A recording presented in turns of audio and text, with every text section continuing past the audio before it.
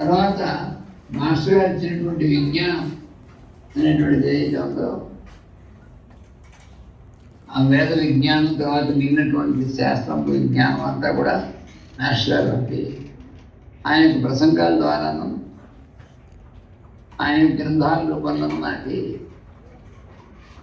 అందించడం మనందరికీ కూడా మానవ జాతికి మంచి అదృష్టం.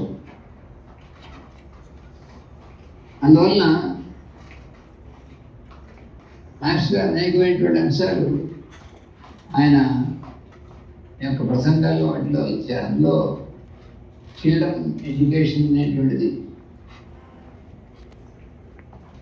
ఎడ్యుకేషన్ అది విద్య అనేటువంటిది ముఖ్యంగా అందులోనూ చిల్డ్రన్ ఎడ్యుకేషన్ అనేటువంటిది ఎలా ఉండాలి, చిల్డ్రన్ వాళ్ళు ఎలా పెరగాలి,